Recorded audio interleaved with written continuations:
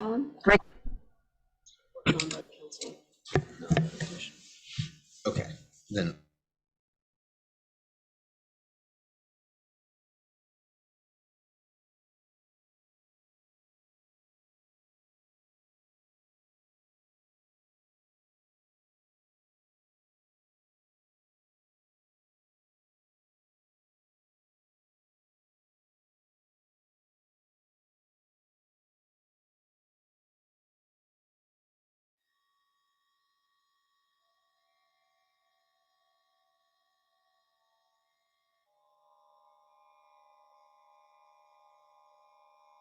So, okay, I believe that Mr. Smith is here and will be joining as a panelist shortly.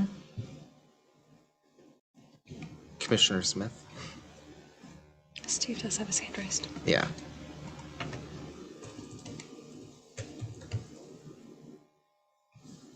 There we go. Okay. Then it is 6:02, and I will call us to order. This is a joint meeting of the Planning Commission and the Community Development Committee. And I'll call out the attendance just to make sure that we're all here. Councilmember Mayhew? I'm here. Great. Councilmember Christensen? Here. Commissioner Maruziak? Here. Commissioner Testman? Present. Great. Commissioner Smith? Here. Also just an audio check. And I do not see any of the other commissioners present. Okay, so we'll go ahead and note the attendance. And with that, we will move to our first item, which is approval of the agenda. So if there are any additions or changes that we'd like to make, you can speak now. Otherwise, we will assume that they are approved as written. Okay, not seeing anything from online either. So we will assume that the agenda is approved. And at this time, I will open up the floor for public comments from members of the public, if anyone wishes to do so. We do not have any members of the public in the council chambers, and I don't see anyone raising their hands online. So with that, we will move to the next item, which is the minutes, of which we have none. So that takes us to the agenda bill on multifamily property tax exemption. And there will be a process for that. Does Mr. Rogers have a briefing for us? Sure. So, hold on, let me get the screen share so you can see what I am speaking to. So this is, and I'll clarify, this is really for Community Development Committee consideration, specifically, and because this is an agenda bill. So the committee will recall that one of the provisions of the Snoqualmie Mill Development Agreement was for the City Council to adopt by January 1st, 2024, a multifamily tax exemption program that would apply to the Snoqualmie Mill. And so we are also looking at potentially using the MFTE program for affordable housing elsewhere. What we are asking the council to do really is to provide some input back to the administration on how the council would like the process to run. We've certainly identified some, we need to amend the code, for one, to update it to apply to more than just at the moment where Panorama Apartments sits. And we would also need to, by a separate action, have the council designate the Snoqualmie Mill site should the council choose to do so in accordance with the development agreement. And so the agenda bill presents two possible schedules here. The first option on the left, option one, would take the multifamily tax exemption ordinance and a companion resolution for the designation of the site directly to the City Council. So we would start with the CD committee and work through there, and you can see that schedule up there on the screen. And the second option on the right, option two, I can make this a little bit bigger because I realize that's tiny, would include the Planning Commission as the first stop for the ordinance. You can see that does result in a slightly longer time frame for potential council action here. The agenda bill points out that because this is it's a multifamily tax exemption, it's not a development regulation per se. Therefore, the various provisions of the Growth Management Act with regard to development regulations needing to go through a certain process and have certain notifications to the state be made does not apply here. The city's code provisions regarding Planning Commission review of development regulations also do not apply. So this is completely up to the council how the city council would like this process to run. And so that's the action we'll be looking for the city council to take at your next meeting. But certainly it's it's here in front of the CD committee tonight for the CD committee's discussion and recommendation should you choose to make one to the council. Okay, so the idea is that we would not be making the decision as the community development committee. It'd be the full council that would make the decision, but we can make a recommendation as community development committee. Correct. Okay. All right. Thoughts from the committee? Do you have a preference either way? Yeah, Councilmember Mayhew. Yeah, I don't understand what we're being asked. Here's what I thought I heard. This needs to go to the Community Development Council and then to the full council, unless you want to involve other people that nothing requires them to be involved. That's what I thought I heard, and I'm wondering why this is even being discussed. What is there something we're trying to accomplish? I feel like I'm missing something. So what I would say is that typically development related items go through the Planning Commission for public hearing and a recommendation to the city council. And so the administration is offering that as an option to the city council. It's not required because this is not a development regulation per se. We are just trying to get some feedback from the council on what process would you like us to carry this through. If there's no desire on the part of the council to say, yeah, go through Planning Commission, we're just going to take this directly, that's great. We just want to get that feedback from the council now. Because you can see in either case, these schedules start with an April 3rd meeting, whether it's at the CD committee or the Planning Commission. So we, of course, are going to need 6 to 8 weeks to really tune this up ourselves internally before we're ready to present it through the public process. It's just the question for the council is, which public process would you like us to use? Yeah, I would wonder if there is a particular benefit to going to the Planning Commission, because to me it just sounds like we might as well just move this along through CD committee unless there's a particular reason why we might want to involve the Planning Commission.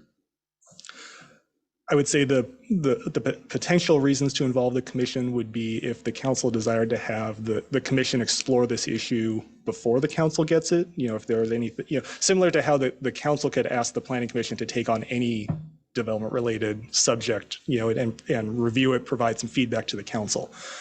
Or in this case, you don't have to do that. I think the council is certainly aware of the multifamily tax exemption. We certainly had discussion about it as part of the mill site discussions.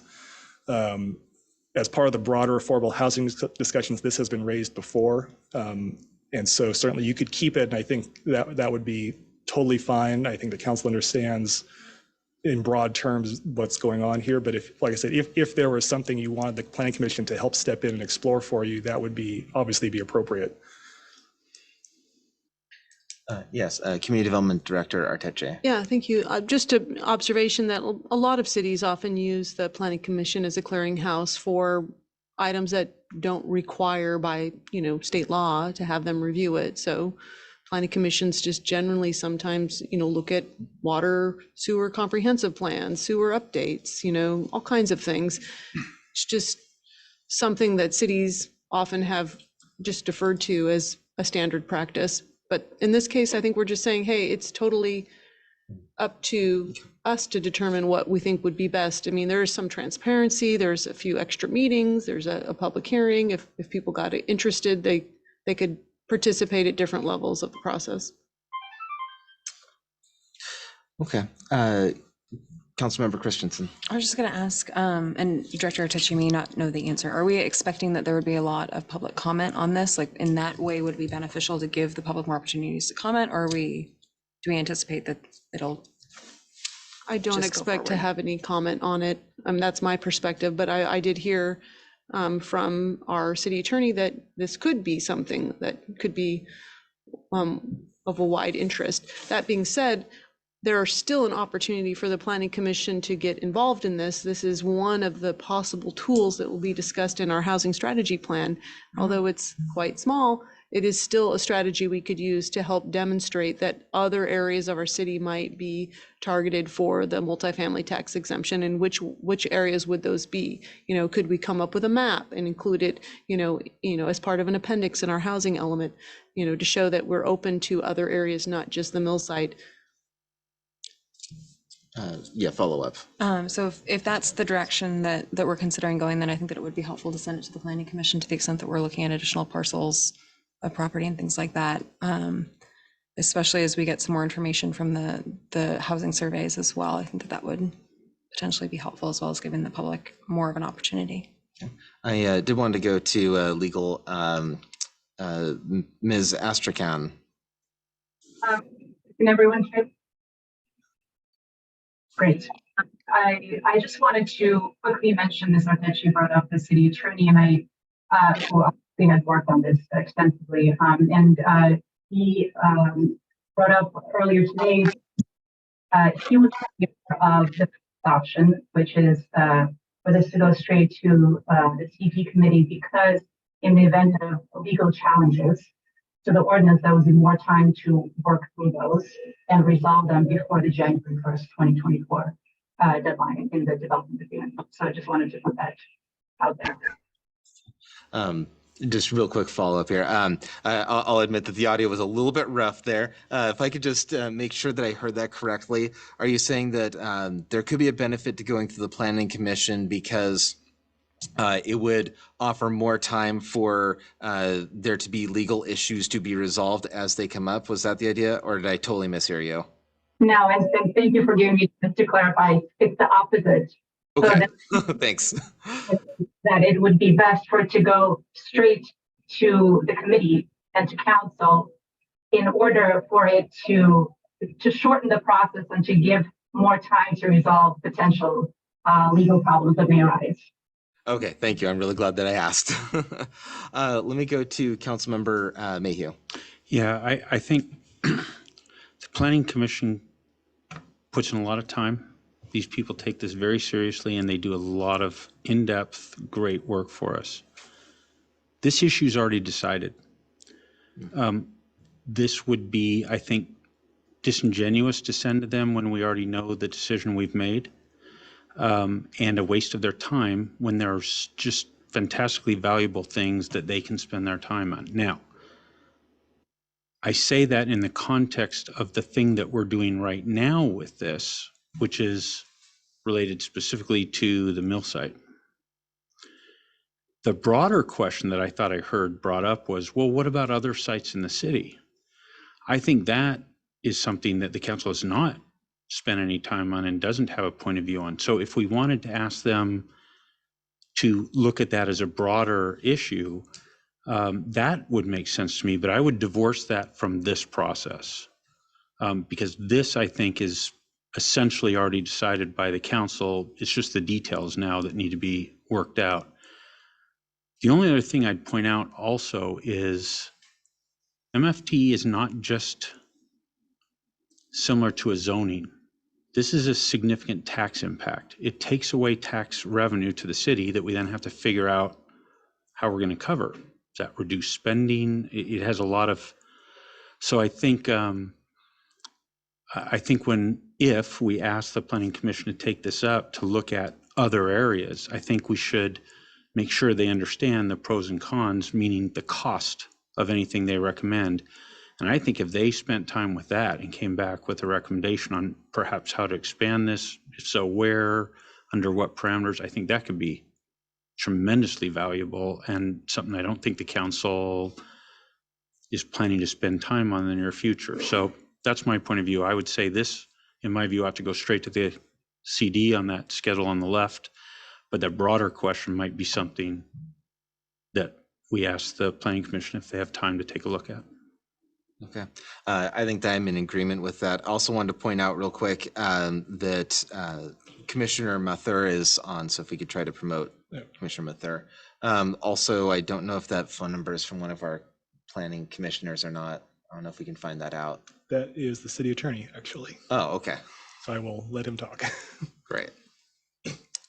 We can promote that number. And then Mr. Rogers, you had something else to add. Yeah, just a couple other quick things to add, and I think Councilmember Mayhew hit the nail on the head there, and perhaps I think I wasn't clear in my introduction. What we're looking to do as part of the ordinance, the code update process, is one of the things we would do is create a process for the council through whatever other method the council could choose to consider adding additional areas or not adding additional areas to be eligible for the MFTE. So certainly the focus now is, of course, on the Snoqualmie Mill site and meeting that deadline under the development agreement. We also want to make it so that this program is potentially useful for other areas should the council so choose. So that is built in, and certainly referring consideration of other areas to the Planning Commission would be entirely appropriate. But we are under a deadline here, as the Assistant City Attorney was mentioning, that January 1st, 2024 deadline states the council needs to have adopted and have in effect the program. So, if hypothetically the council took action in December and then somebody appeals it in whatever fashion, it's not going to be in effect on January 1st. And so we would have missed the deadline. So that does put the fine point on, we would like to move quickly on the chance that an appeal could occur. Okay, then I think that's the direction that we'll go. So is this no, this couldn't be, can this be on consent that it would be the left agenda? Is that something we can do? Yeah, Councilmember Mayhew. I'm not sure what the purpose of adopting an agenda is. How about we just say, yes, go? Okay, can we do that? Or do we need direction from the full council, I guess was the question, because I thought that I heard that we did. So the original intent of bringing the agenda bill to the full council was to, if you will, have the entire council as a body buy off on this. On the other hand, if you as the CD committee believes that's unnecessary, we can proceed as is and just do option one and go forth. Okay, then I think we should just do that. That's fine. Okay, I'm seeing head nods. All right, let's do that. Okay, anything else that anyone wanted to comment on this item? Okay, doesn't sound like it. Great. That takes us to the next item, which is a discussion item of the work program. I believe this is for the Planning Commission. Is that correct? Yes. So we've got 3 items here: the comprehensive plan, the multifamily tax exemption. Oh, hey, look, that came back. And Snoqualmie Ridge 1 integration. So let's take those one at a time. We'll start off with the comprehensive plan.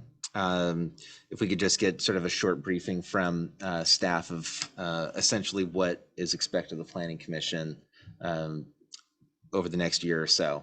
And then we can have a discussion of anything in particular that we want to make sure that they focus on as a committee, and also hear back from the Planning Commission on their thoughts. So we'll start with staff. You go ahead, or am I going to do it? Sure. Emily Arteche, Community Development Director. Before I get started, I would just like to point out in your packet, there is a draft 2023-2024 work program that's slated for the Planning Commission, and our Planning Commission chair can speak more about it. For tonight's purposes, we weren't going to go into too much detail about all of these work program items. We did select in the memo the 3 that you mentioned: the comprehensive plan, specifically with regards to the public engagement plan, and then opportunities to address the Snoqualmie Ridge mixed-use final plan amendments, and integrating development standards from SR1 and SR2, and then also addressing the Center Boulevard waivers. So that being said, we can go right into the planning, or we can go right into the comprehensive plan update. And we do have one of our staff members, Nicole Wiebe, here today to provide an outline and an update about the public engagement effort that's involved with this comprehensive plan update. Okay. And happy to answer other questions regarding the comp plan too, if those do come up. Okay, do we have any questions to start? I did have one, Yes, as we Commissioner go through Muzak. this. Oh, yeah, Luke Marizek, Chair of the Plan Commission. As we go through this, I would like to understand and have highlighted the guardrails that either the state or the county has put on us as part of the comprehensive plan. Excellent. All right. Go ahead. It didn't sound like a communication question, sorry. Are you going to tee me up, Jason, or do you want me just to? Just give me a sec and I Okay. will, sorry, it's loading. Okay, here we go. All right. I'm sorry, if hi. I could just pause Yeah. for a second. Commissioner Maruzak, did you have something specific that you asked that you wanted to know right now? Or I thought that the way I interpreted your question was that, that through the process you wanted that to be defined. Did you want something specific right now? Through the process, I'd like it to be defined, and if the state said something, for example, like thou shalt with affordable housing, I think we ought to highlight that, because it seems to me that there are some differences for this comprehensive plan to previous ones, and we ought to highlight those differences. Right. Yeah, it sounded like it was very broad. So, okay, thank you. So I guess before Nicole has, would you prefer a brief overview before, where we can try to set the stage a bit for the comp plan update, and then Nicole can touch on the public involvement parts? Because we're happy to do that if that would be helpful, and we can address maybe a couple of Commissioner Marusiak's questions That along might the make way. sense, yeah. Yeah, okay, let's Sorry, do Nicole. that. Yeah. Okay, no. All right, thank you, it's Mr. fine. Rogers. No. Let me switch gears here then. I cannot see what I'm trying to. Sorry, I need to. No.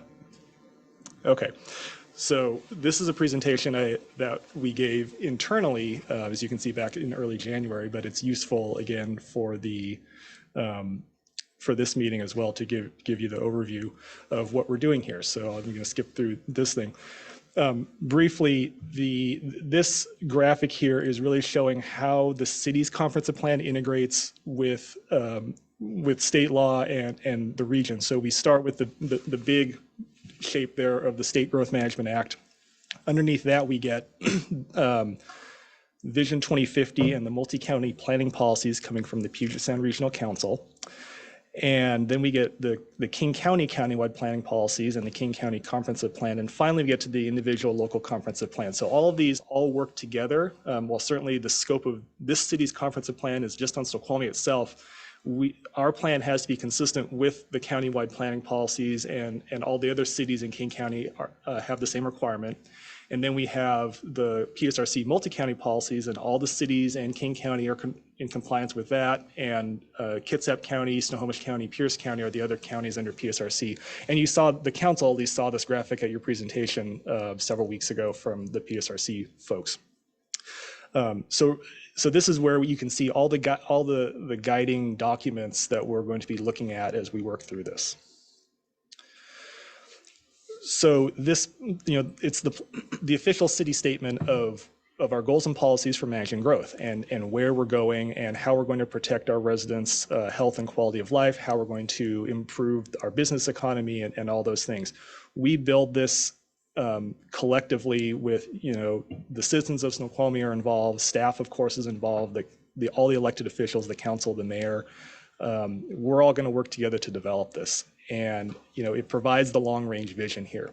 This city has for a long time been very focused, of course, on the build out of Snoqualmie Ridge, both Snoqualmie Ridge 1 and 2. And so those plans have taken a decent amount of primacy over the last 25 years or so, because it grew this city from a small, 1,500 population, logging town to the 14,500 we're at today. And that's a significant change for the city. And so a lot of the focus, of course, was, well, what's going on in Snoqualmie Ridge? How are we building that out? This coming plan update is really going to focus on, well, now that that's done, what's next for us? Skip by that. This is the broad timeline here, and this is showing, I apologize it's so small because it's such a long drawn out thing, but we have 2023 on the left side here and then 2024 on the right side. And you can see we're going to have the different elements review the different elements and public engagement going throughout this whole process. So this is going to be a 2-year process. And then we will, of course, get this to the city. We're anticipating starting to get this to the city council beginning in 2024 and working all the way through 2024 toward the December 2024 deadline for adoption. So we start the plan with the vision. What is the vision for Snoqualmie as we move forward over the next 20 years? What do we want to see for our community? The structure of the plan, once you have the vision, we have to have these required elements. So the Growth Management Act requires these 5 that you see on the left: land use, housing, capital facilities, utilities, and transportation. And then there are a number of optional elements that different cities can include or not include. So this city has so far chosen to include 5 optional ones: community character, economic development, environment, an implementation element, and then a parks element, which is the open space parks and recreation plan. We also have other separate and related plans that are adopted by reference by the comprehensive plan. So this includes things like the water system plan, the general sewer plan, et cetera. So those all feed into the plan to help make it more complete and really drive, how are we dealing with these things that are related to the comprehensive plan, but are, the water system plan, for example, is an extremely technical document in some ways that we don't need to just throw bodily into the comp plan. So what we're looking to do in this update is shift the policy structure of the plan from what you see on the left in red there. Currently, we have an overarching goal and then multiple objectives under that one goal and then multiple policies under each objective. We're looking to flatten that structure a bit and just go with a central goal and then policies coming off that goal. The intention here is to make the plan going forward more clear so that people can understand it a little more readily, and also easier for us to understand and manage. Right now, we've got the hierarchy is so dense almost that it's hard to find things, and it's hard sometimes to understand what are we really trying to accomplish. And so we are really trying to have the policies circulate around this central goal here, so that the council and the planning commission and the citizens and the staff, we're all clear as to what are we trying to accomplish and how are we going to go out and do it. So what do we have to do in an update? Well, the first one is be prepared, and no, I will not burst into song. I think Jeremy Irons can sing a lot better than I can. But we have to accommodate the forecast. These are some of the things that are really at the core of what we're projecting over the 20-year planning period. So we have, as you've certainly heard about before, a housing target and a jobs target that are negotiated and assigned through the county-wide planning policies.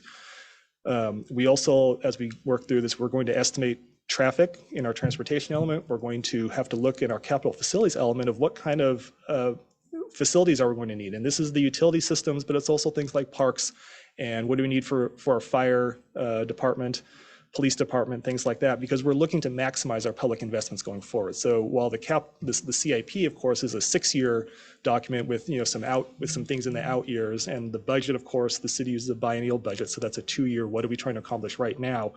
The comprehensive plan, because of the 20-year forecast, is really looking far ahead to think, well, if we have to add all these houses, where are they going to go? What are we going to need to serve them? What investments are we looking to have to make, not just 5 or 6 years down the line, but 10 years, 12 years, 15 years down the line? And while that's not going to be a firm, we think it's going to cost $3,875,217, we're going to say, it's about $3.25 million ballpark. And so we need to think about that, and it helps the council think through future investments as you consider CIPs and budgets going forward. So as an example of a guardrail, then something like how many homes over the next X number of years we need to anticipate and make a plan for. That doesn't mean actually doing it, but having it in the plan. We can't say, no, we're done. We're not going to add any more houses. The guardrail is that we have to at least get to this many in the comprehensive plan. Is that correct? Correct. Yeah. And this is where we can highlight what is a major change from past iterations of the plan. So the current comprehensive plan, Snoqualmie 2032 as it's titled, requires us to plan to accommodate a certain number of housing units and a certain number of new jobs. It doesn't really go any deeper than that. It just says you have to have zoned capacity. We are zoning house to allow for us to build this many things. One major change we are seeing going forward is on the housing side, where first of all, it's not enough to just say, oh, we have zone capacity and leave it at that. We now need to demonstrate that we are providing areas where you could actually build housing, not just pretend you could build housing, but more than that, we have to provide for housing capacity at different income levels. And that's going all the way from in the zero to what they call the 0 to 30% AMI range, essentially, and we're talking about shelter type things, and all the way up to the different income levels for 40%, 60%, 80%, 120% market rate housing at this point. And partly this is an effort to address the so-called missing middle that I'm sure you've all heard quite a bit of discussion about, but also to account for our affordable housing needs. And this is across the entire state. This is not limited to, they're not, if you will, picking on King County. They're saying, no, this entire state has an issue with housing. How are we going to deal with it? How are we going to actually plan for it? This is going to be a big challenge. And this is why, you've heard the director speak about the housing studies we're doing, the housing needs assessment, the action plan, because how we're going to address this is a big new thing for us. So that's just the main thing we are going to focus that is different from last time. Is staff already planning for if I think it's HB 1110 or the Senate companion bill regarding zoning requirements, if that passes, how that would affect this process? Are you kind of planning ahead in case that does become law? Yeah, we're definitely tracking that. Yeah. Certainly, it would require some changes to Snoqualmie zoning if it passed in its current state. Obviously, the legislature is. I'm sure it's going to get amended in some fashion going forward, but we're keeping a careful eye on that, and it would get rolled into this comprehensive plan update process that's going on. We would bring that to the council, of course, to say, okay, here it is. What are we going to do? Right, and we have to if they do it. Okay. Yeah. So do you think we could wrap this up in maybe the next 2-3 minutes? I'll buzz through this last. So broadly, this is what the city's current land use map looks like. And you can see the big kind of orangey swath is Snoqualmie Ridge, which is operating under master plans. And then the rest of the city has its own individual land uses. The yellow there is all residential. And then we have little bits of red, which are red and purple, which are commercial areas. This is just highlighting, part of from the water system, just to demonstrate, highlight capital facilities and utilities, things we're going to have to consider. We had to obviously plan for a significant amount of infrastructure for Snoqualmie Ridge. We have to do similar planning going forward for growth. This is just a bit about transportation, and how we're going to move people around the city and in and out of the city. There's certainly been a lot of focus on multiple road users, not just vehicles, but bicycles and walking. And so we'll, of course, be continuing to consider that. And then we have of course, the optional elements. And while they're all important, one of the more important ones here is community character. It's what makes Snoqualmie Snoqualmie. What makes our character? What makes us unique? Why do people move here? And we try to identify things in there that we want to have continue, even as the city is going to grow and change over the coming years. So this is just a short summary. I will highlight that last bullet point: public input shapes the plan and the city. And so this is where what Nicole's put together really comes in, because this can't be an effort of Emily and I and others and city staff just kind of making up a plan and bring it forward to council saying, hey, here you go. That's not going to be effective here. We need to first of all, the Growth Management Act requires us to have a public involvement plan, but beyond that, we want to hear what do people want and need from this plan going forward, and that's where we're looking to create this robust public process. And so another area to highlight for Commissioner Marusiak here is that the requirements around the public involvement plan have changed compared to the last plan. They're more robust now than what they used to be, and so I think you'll see that reflected in the public involvement portion. So I will stop there and let Nicole get to her stuff. Okay, any questions right off from either the commission or the committee? Just a comment. Yeah, go ahead. To take that affordable housing thing, which I think is the most germane difference, it'd be nice to hear, you're getting allocated 3,000 increase, just throwing a number out there, of which 1,000 must be 0 to 30%. Again, I'm making this out, and 1,000 must be in the middle range, and then 1,000 can be 120%. I mean, if we had clarity like that, I think we would really be able to wrestle with how do we actually implement that? I mean, are we going to I get think we that have the type numbers clarity? now. Um, Community Ch- Development Director, Chair, RJ. Chair Johnson. Yes, and as an excellent point that you bring up, and I wanted to share with you that as of just the last few days, the city has received its individual housing needs analysis in a draft format, as well as its draft housing strategy plan. I think we're calling it Housing Action Plan. And in there, you'll see several strategies, numerous strategies, I'll say, of how do we accommodate not only the growth target, but the affordable projected need, which is equal to the growth target 1,500. So it's the 1,500's been broken down into various AMIs. And we have a plan, several strategies that we'll go over in a presentation with the Planning Commission and the City Council. So we can incorporate your feedback and comment, help you bring you up to speed on where we're at, and move forward with the housing element. Okay. Thank you. All right, Community Liaison Nicole Weedy.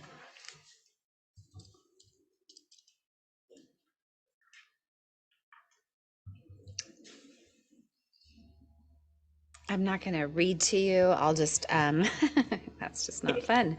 That's not what you're here for tonight. So I'll just kind of hit the highlights. So the plan of the plan is to come to you tonight and outline sort of the roadmap of what we want to do for public engagement, get your feedback if you think that we've hit the right audiences, the right stakeholders, the outreach methods, and then the tools. And then we can go back and as a team, we can start to plug in what that is and the dates and the different types of outreach. So the comp plans have about 4 phases, and we've kind of bookended them with dates. So you start with the launch, which is where we're at now. We've launched it. We're talking to you about it tonight. We've talked to council about it. We've talked to staff. So we're launching it. And then the opposite end of that, the completion, so that's January 2023. And then the completion would be October and December of 2024. And that's where you adopt the plan. So the work is done between the launch and the adoption. So we're going to be moving into the community engagement and outreach plan. And there's the different elements that Jason talked about, whether they're housing, land use, utilities, et cetera, community character, parks. Those things there's going to be a lot of overlap of when we're doing each of those elements, but we'll be working on that from now. I'm guessing, not a planner, so I don't know, but I'm thinking maybe next summer. Is that about right, Jason, of 2024? Yeah, I mean, we're obviously starting work here, and we will likely be cycling the different elements through the Planning Commission up to the council as they come ready, because it's a lot of things all at once, and we can't bring you a giant mass all at once and expect the commission to have a good discussion and the council to have a good discussion. Obviously, you'll have to approve everything at the very tail end of this, but our intent is to bring things along as we go. So at that point, then it will be reviewing all of the information, all of the different outreach, and then going and updating the plan, getting that ready to adopt the plan. So as far as audiences, things that I've identified is we've got our residents, we've got students and youth, business owners. I said I wasn't going to read to you, but here I am. Property owners and developers, elected and appointed officials, councils, committees, commissions, and then some of these stakeholders. We've got the historic downtown merchants, service clubs, the hospital, the tribe, transportation, the Y, the commerce. So these are the audiences that we would be partnering with, but also reaching out to. And then outreach method. One, two. What was just it? Oh, pause you yes. for a second. Yeah, I got a question too. Maybe we're going to Right ask off the same bat, here thing. we go. Commissioner Councilmember Christensen. I was just going to ask, looking at the audiences on here, it's a great list, but have we thought about contacting the school district as well? You know what? Yes. Is that on there? I thought I put that on there in one of my drafts. Did I? I saw students. I didn't see the actual school district. Thank you. There was a draft. I'm looking, my paper copy is not the most current, and I did put the school district on there. So thank you for that. we'll get that on there. I had two other groups that I thought of just off the top of my head. There may be more that will come to me as we go, but I wonder about the elderly, if that could be a group. Okay. And then the other could be We'll call them seniors. seniors. How about Thank that? you, yeah. Not gonna go down that road. And then also The AARP people. yes. Yeah, and then also people with different abilities could be Okay. a subset of people that we might just want to make sure that we're hitting as well. Okay. And if we come up with others, Yeah, we no, just send an I email or appreciate something. that. Yeah. Thank you. Thank you. Anything else? Okay. All right. No, go ahead. So then, as far as some of the methods, just having community conversations, and those can look like open houses, town halls. These can be in person. These can be virtual focus groups, visioning workshops, place-based outreach, like pop-up or tabletops. Like for instance, the park element, which will be done as part of the Parks and Public Works Department, not necessarily part of this. So in their park plan, this is just kind of a good visual example. You know, you could envision someone being in some of the community park and tabling and talking to the people that use the park. So those kind of pop-up things, library, businesses, community events, presentations at any of these community-based organizations that we talked about above, as far as community organizations and stakeholders. Public comment, it will be encouraged and accepted all throughout the process via the website, or even at the in-person events and public hearings. Anything on community outreach methods or suggestions? Perfect. There was one thing that I've been wondering if we could get back to now that the pandemic is starting to wane. The council used to hold periodic town halls. They were not the most well-attended things in the world, but they at least provided a little bit more visibility that I don't think have done ever since. So, you know, maybe one or two of those at some point over the next 2 years related to the comprehensive plan might be nice. So that is what I was planning for, would be community conversations centered around the open house. I suspect. Oh, okay. I suspect probably town halls. I see town it. halls with having to do with the community center and the pool. And you're right, with COVID, we haven't done a town hall in a while. And I believe the last one we did was in 2019, and had really the theme of that was I think that was the pool at the time, but there has been a history of doing that. And I think you're right. I think this administration will probably, we'll get back to that. Okay, great. Look how I'm just speaking for them. Like, this is what we're going to do, guys. So communication channels and tools. Our communications team already has a website up that went up a couple weeks ago that's dedicated to the comp plan, and that will be updated throughout the process. Also, this public involvement plan will be tweaked and updated as we move along, as we, you know, depending on efficiencies or effectiveness, we'll make those changes. We'll utilize all of our social media channels throughout the whole process, digital newsletters, whether it's the city's weekly e-news or the ROA, Snoqualmie Ridge Homeowners Association, which I realize doesn't reach everybody, but it reaches a significant population. Press releases, print materials, we can use our quarterly newsletter, we can use utility inserts. We're even contemplating doing some sort of a postcard mailing. We often have pretty good success when we mail directly to people's homes. And then materials on easels, a survey, an interested parties list, and official notices. So it's a little bit dry, some of that, but that's just, you have to call it out. It's kind of what we have to do, and we have to label it.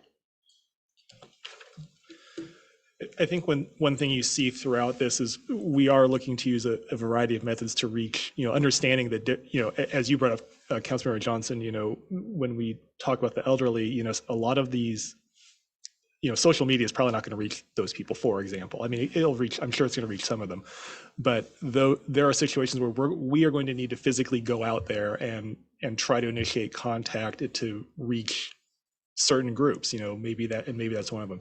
Whereas for other groups, you know, social media is going to be much more effective. And so you're really seeing we're trying to blend this very wide range of methods to try to reach the broadest audience we can. And this also, you know, when we all sit here and think about the implications of race and social justice. This is another area where these broad methods are critical because we can't, there are people who historically either haven't gotten involved in government or we haven't managed to reach for various reasons. And as we think this through this public involvement plan, we're trying to remedy that, to make sure these people we're going to try our best to get in touch with these people and make sure they have a voice too, so that we are reaching everybody and not just the people who are always involved with city government, because that's not this is a 20-year plan, and it's critical to the community going forward. So I just wanted to highlight that for everybody, that's always in the back of our minds as we think this through.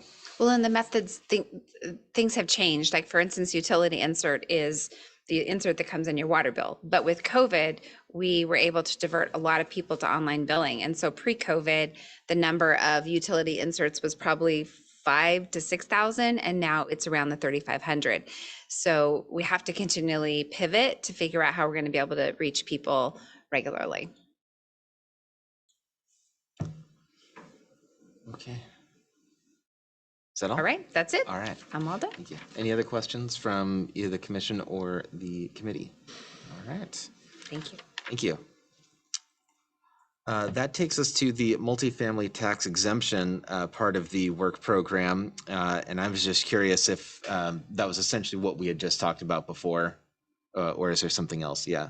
Community Development Director Arteche. Yeah, thank you, Chair Johnson. Yeah, I think we've cleared up that issue. As Council Member Mayhew had indicated, these items are separated and can be dealt with at both the council level and at the Planning Commission, respectively. Okay, then that takes us to Snoqualmie Ridge 1 Integration and Center Boulevard Retail Waiver Process, which are kind of similar. There's technically kind of a little bit of a difference, but I think that kind of the big idea is that on this is that Snoqualmie Ridge 1 is under a mixed-use final plan. It is not really governed by the city code, other than the code saying, oh, we have a mixed-use final plan that governs this thing. So what we'd like to do is try to get as much of the city under the code as possible, and that's kind of a big item that takes a lot of work to get done. My understanding is that there are questions about the exact process that we'd follow, and I'm wondering first from staff if there are any updates on sort of looking forward to how that process would work, and just sort of a broad timeline to when we think we could start moving on that. Sure. So let me put this up to provide a little bit of context here. So there's a couple related things going on. So the first, of course, is the retail waiver issue on Center Boulevard that has, that was been an item for a little bit now. More broadly, as the Chair Johnson was mentioning, there's this idea, the issue of the Snoqualmie Ridge operates under two separate mixed-use final plans and not so much the city code in a lot of respects.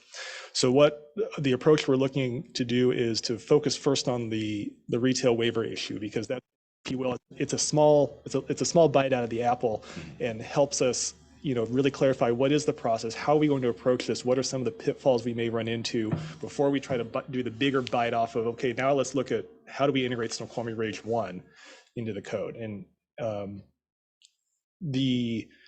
how we address the retail waivers issue is a little more clear cut, because it's essentially what you're doing there is you would be amending the mixed use final plan and or the development standards for Snoqualmie Ridge 1. When we're talking about potentially integrating all of Snoqualmie Ridge 1, that process would probably look a little bit different, because you both have to figure out how do you terminate the mixed use final plan or make it go away somehow, and then how do you then need to adopt zoning and development standards for all of that area. And those zoning and development standards don't actually exist now. We have the development standards, but they are completely tied to the mixed use final plan. That's why it's a bigger lift, and we've run into some issues, certainly on the legal side, of, well, what does it mean to terminate? How would you go about doing that? And then, and there's timing considerations and lots of things going on. So we're actively working on that, understanding that this is something we need to push forward now that especially SR1 has pretty clearly reached build out. Right. SR2 is a slightly different story. Most of the remaining developable parcels in SR2 are in the process of being developed with one exception, which is the parcel next to the hospital. And this will be something we'll discuss going forward. The parcel next to the hospital is undeveloped, and there are certainly potential advantages to keeping the SR2 mixed-use final plan in place unless until that parcel gets developed as intended under the SR2 mixed-use final plan. However, that said, the council could also consider, well, is the intent there really the, if you want to use the term, highest and best use of the property? It's about a 10-acre property, and about half of it is actually developable because of wetlands and some other things. And in addition to that, there are going to be traffic constraints there because of its location so close to the interchange and the nature of that intersection there at 99th.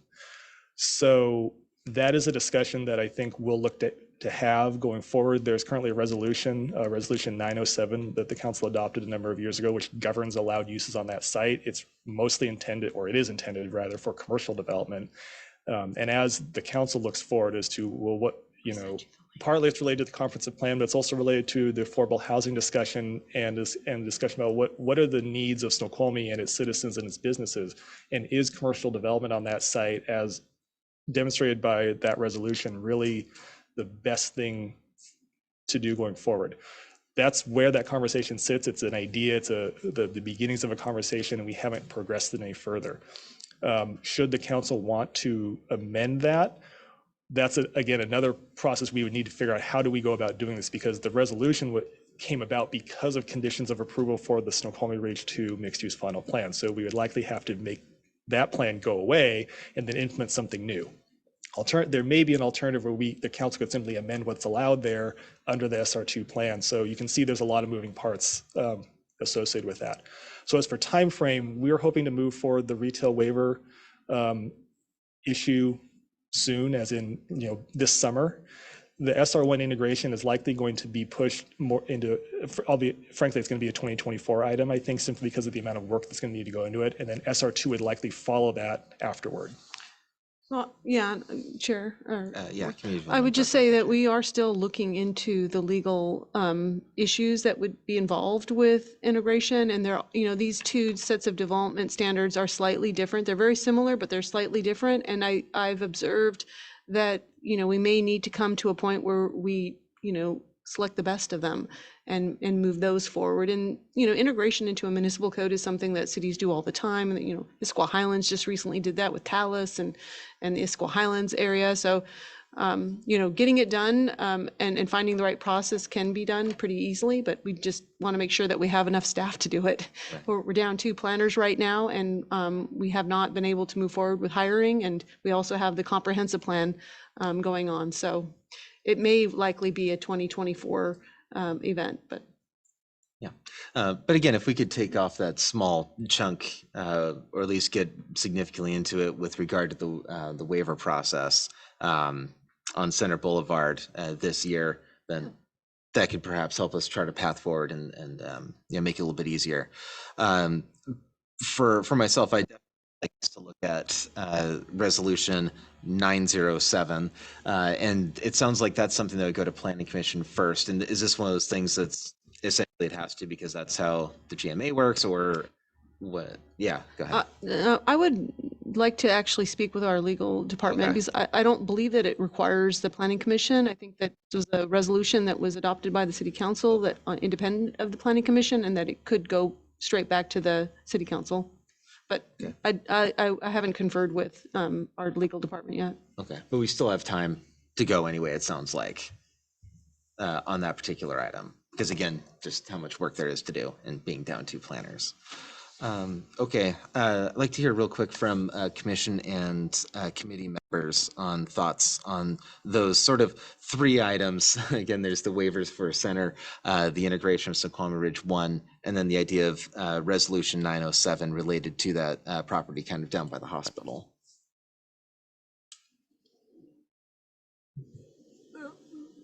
So could you parse that again? Yeah, I know it's 3 parts. Yeah, Commissioner Maruziak. So we've got the idea of reviewing the waiver process for retail use on Center Boulevard that is currently governed by the mixed-use final plan with a reference to Snoqualmie Municipal Code, and you can't just my understanding is that we can't just amend the municipal code. There's other things that are related to the mixed use final plan that have to get done. That again just leads to this legal conundrum of the exact process for amending the mixed use final plan. So kind of the small fish, the bigger fish being the full integration of Snoqualmie Ridge 1 ultimately into the code to the widest ability possible.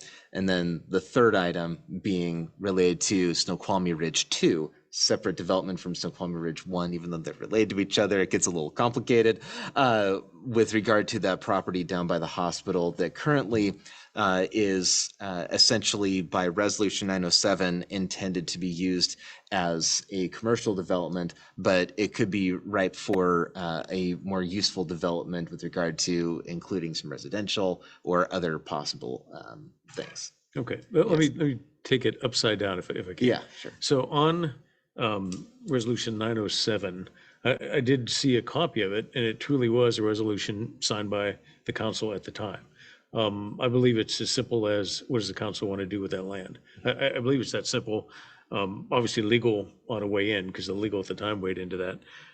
And I think it's that simple. I mean, I don't think there's any reason why it should be forbidden to put some type of residence there, you know, if the council wants to do that. But if the council wants the planning commission to look at it further, I'd be happy to do that.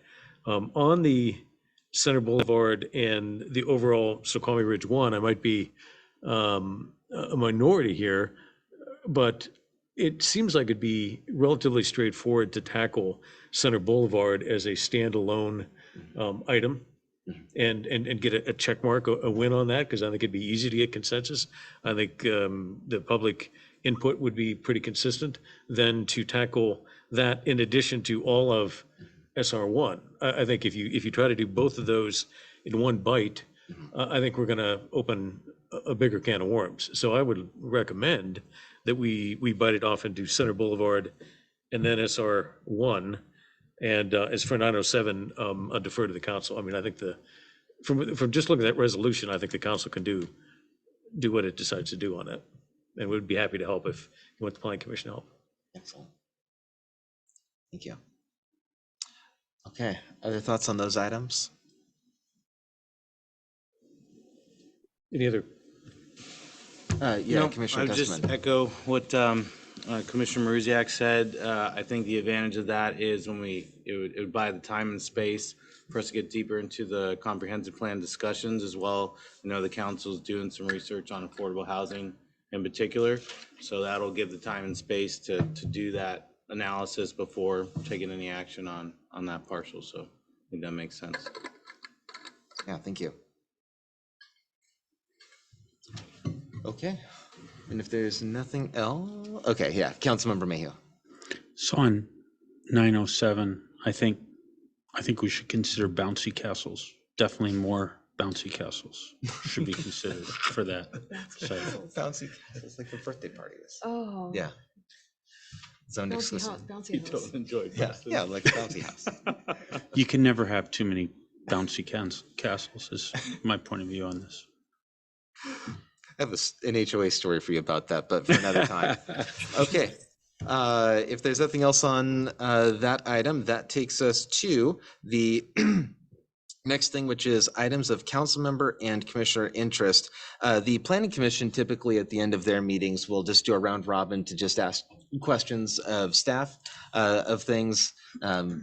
For example, for a long time, there was this one trash can that's along Snoqualmie Park Way where someone kept dumping a bag right there and just was left out. So I'd always ask, hey, is someone looking on that? And then they just ask, whatever they want. For the council members of the committee, my intent here was to essentially set up sort of parking lot items that as time allows in our schedule moving through the year, if we have room in an upcoming meeting, I can say, okay, hey, this is something that the council members are interested, we can pull that forward and we can have a discussion around that particular topic when oftentimes our meetings are full, right? So I'll just go kind of down the line first with, well, let's start with the folks who are joining us remotely because we haven't heard from them in a little bit. Let's start with Commissioner Smith. Yeah, thank you. I didn't have any specific items to add to the work program or of commissioner interest. I think as it's been outlined tonight, thank you to the staff for all this information, especially as we look at the comprehensive plan updates. It's grappling with the fact that that was the first thing I worked on when I joined the commission moons ago, and it's making me feel like I might be one of those AARP elderly that was referenced earlier. Certainly a few more gray hairs since I went through the process last time. All right, thank you, Commissioner Smith. Let's go to Commissioner Mathur.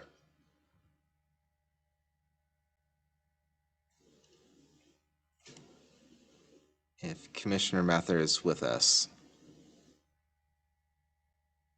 I saw him earlier, so maybe he had to step saw him away as for a well. moment. Okay. Well, we can come back one more time in just a minute. Okay, then that takes us to the folks who are here in the chambers. Councilmember Mayhew, are there any items that you'd like to put in sort of a parking lot that we can bring forward in the future? Bouncy castles. Perfect. Bouncy castles. I will make note. All right, Commissioner Testament. Just two things. Hopefully one's not in an inappropriate place. First, on the positive side, I think it's great that the Riverview Park playground is getting renovated. I know last year the city did a lot of work just on the embankment, and so to see that extend over to that park, I think is great for really what's an important area of Snoqualmie. So that's great.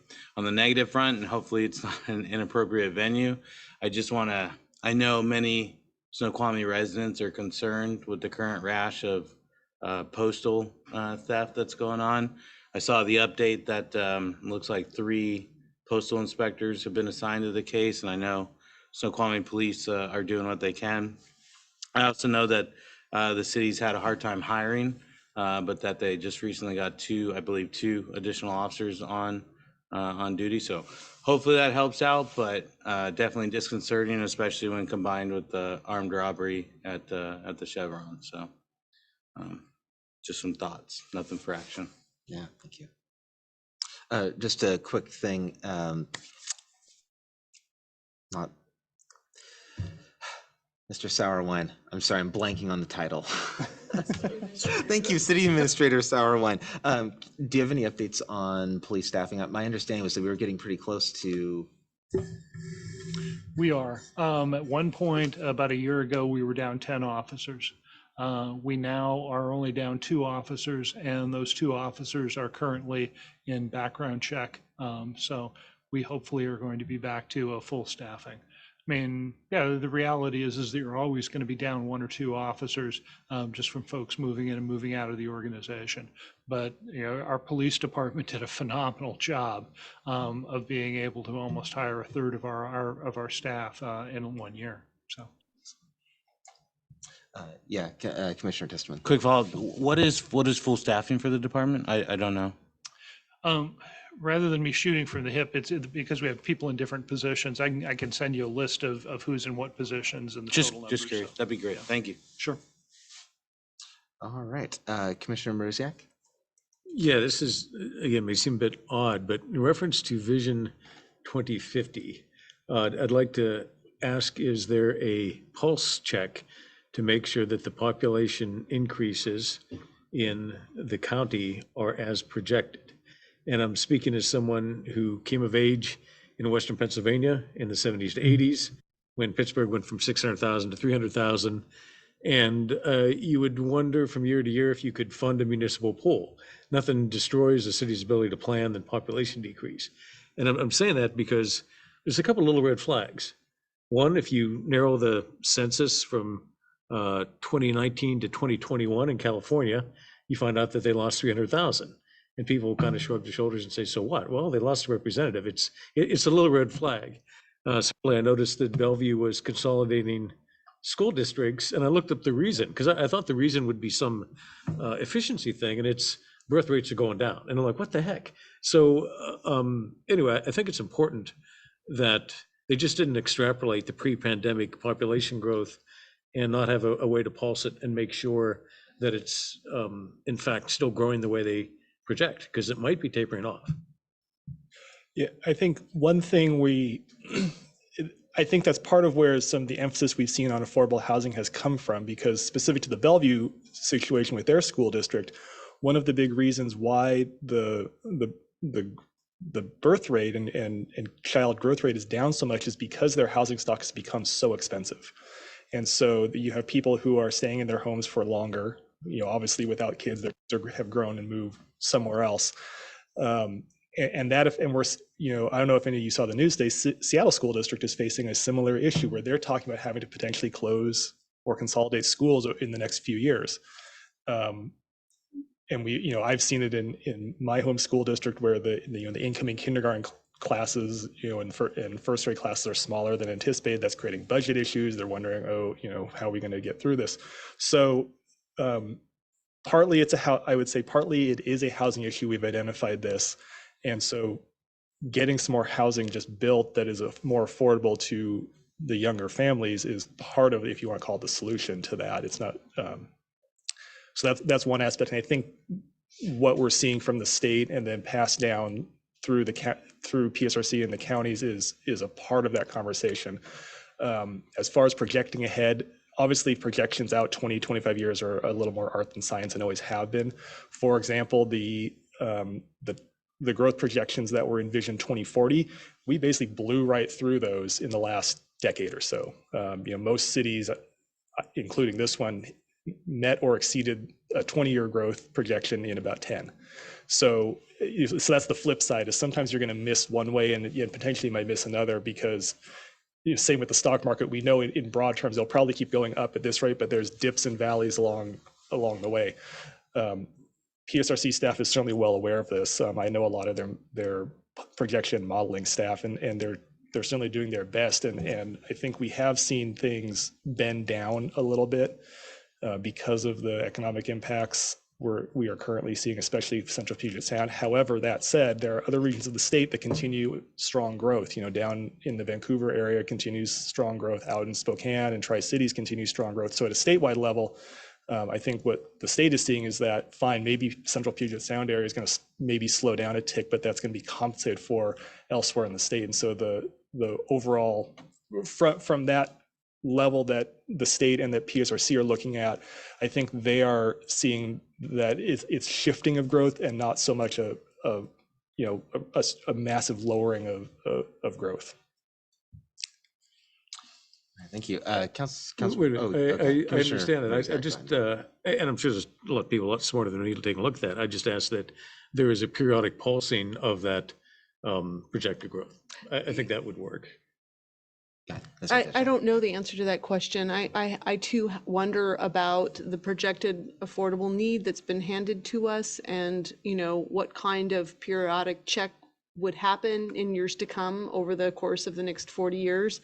I actually raised that question with the State Department of Commerce. Like, are you going to update that number? Is that number just good in perpetuity? Where does the reality check happen to see if that still projected affordable need is the same from today as it will be in the future? Right. All right. Councilmember Mayhew. Yeah.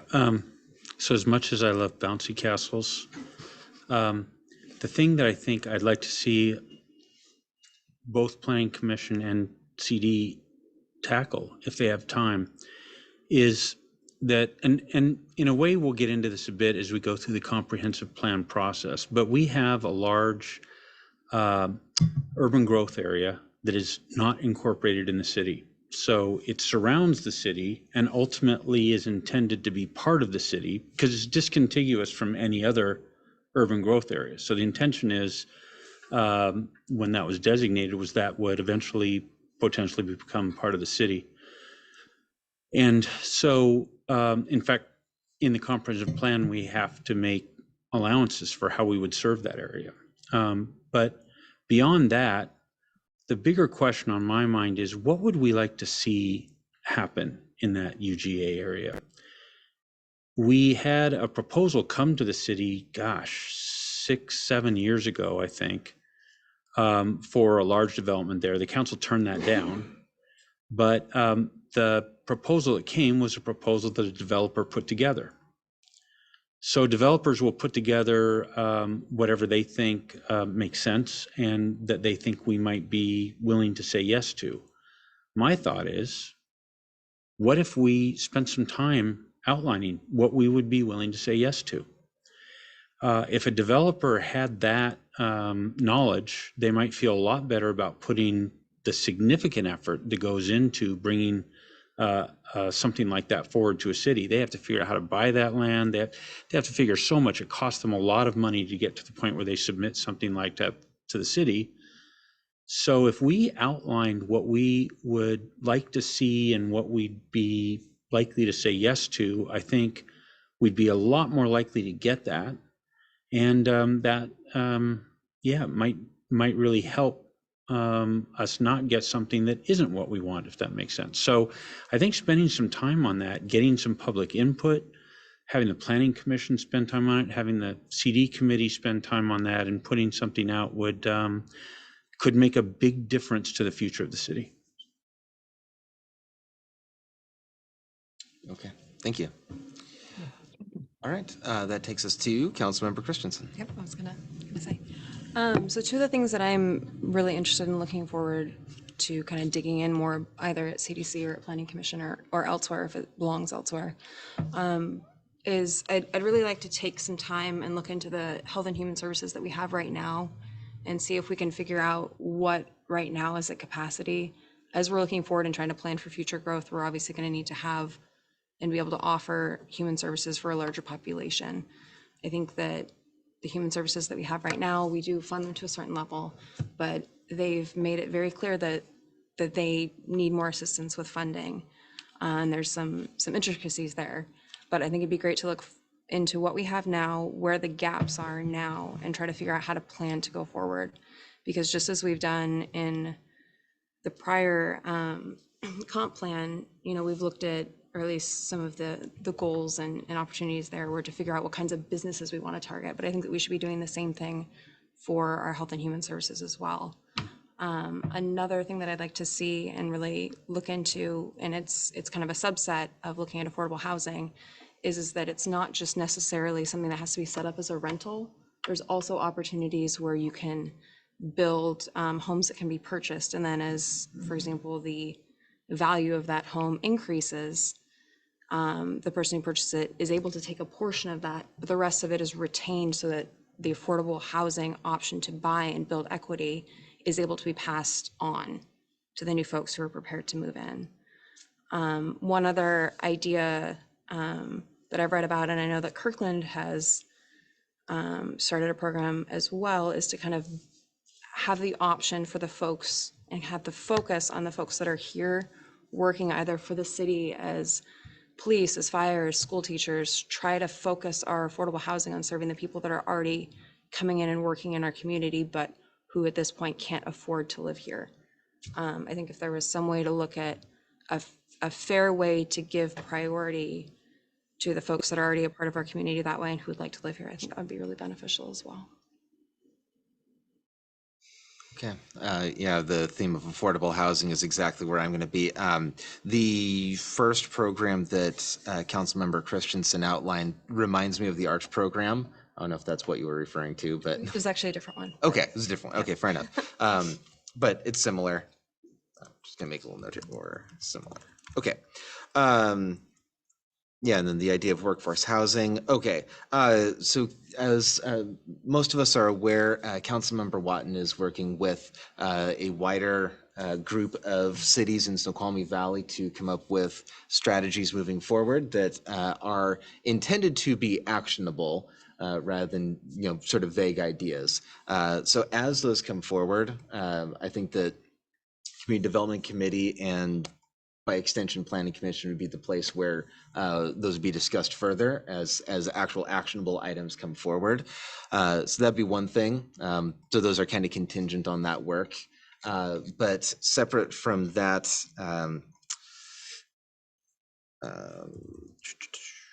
there we go.